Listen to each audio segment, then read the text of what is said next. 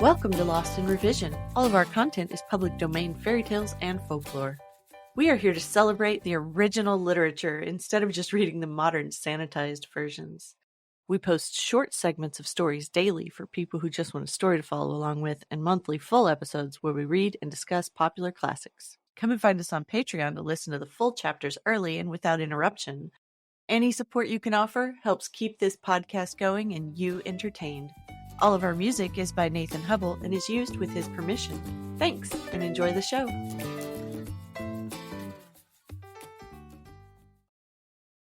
Chapter 10. The Terrible Secret. Part 4. The gentle reader may perhaps have suffered from this difficulty. "Not it," said Peter. "It's a jolly good thing it wasn't you was hurt. I'm glad it was me. There, if it had been you, you'd have been lying on the sofa looking like a suffering angel and being the light of the anxious household and all that. I couldn't have stood it." "No, I shouldn't," said Bobby. "Yes, you would," said Peter. "I tell you I shouldn't." "I tell you you would." "Oh, children," said Mother's voice at the door. "Quarreling again? Already?" "We weren't quarreling, not really," said Peter. "I wish you wouldn't think it's rows every time we don't agree."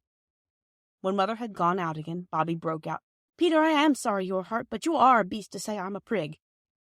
"Well," said Peter unexpectedly, "perhaps I am.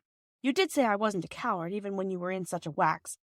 Only thing is, don't you be a prig, that's all. You keep your eyes open, and if you feel priggishness coming on, just stop in time, see?" "Yes," said Bobby, "I see."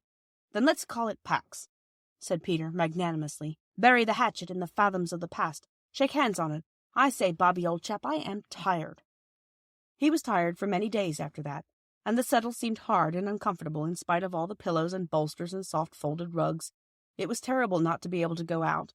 They moved the settle to the window, and from there Peter could see the smoke of the trains winding along the valley, but he could not see the trains.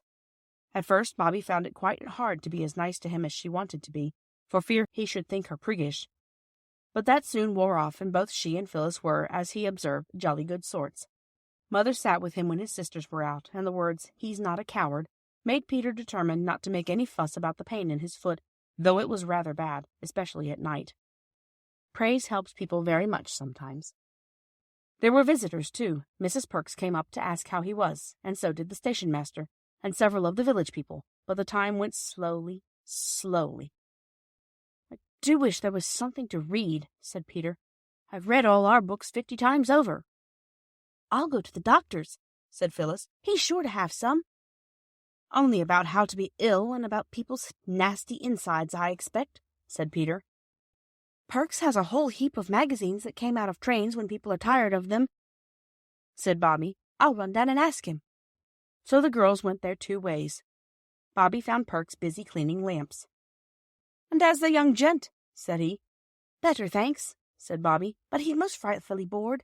I came to ask if you'd got any magazines you could lend him." "There now," said Perks regretfully, rubbing his ear with a black and oily lump of cotton waste. "Why didn't I think of that now? I was trying to think of something that'd amuse him as only this morning, and I couldn't think of anything better than a guinea pig. And a young chap I know's gone over to fetch that for him this tea time." "Oh, how lovely! A real live guinea?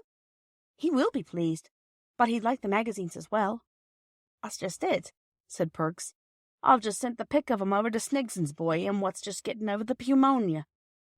But I've got lots of illustrated papers left." He turned to the pile of papers in the corner and took up a heap 6 inches thick.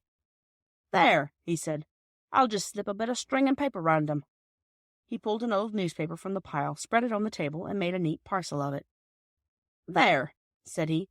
"There's lots of pictures, and if he likes to mess 'em about with his paint box or coloured chalks or what not, why let him. I don't want 'em." "You're a dear," said Bobby, took the parcel, and started. The papers were heavy, and she had to wait at the level crossing when a train went by. She rested the parcel on top of the gate, and idly she looked at the printing on the paper that the parcel was wrapped in. Suddenly she clutched the parcel tighter and bent her head over it. It seemed like some horrible dream. She read on. The bottom of the column was torn off. She could read no farther. She never remembered how she got home, but she went on tiptoe to her room and locked the door. Then she undid the parcel and read that printed column again, sitting on the edge of her bed, her hand and feet icy cold and her face burning. When she had read all there was, she drew a long, uneven breath.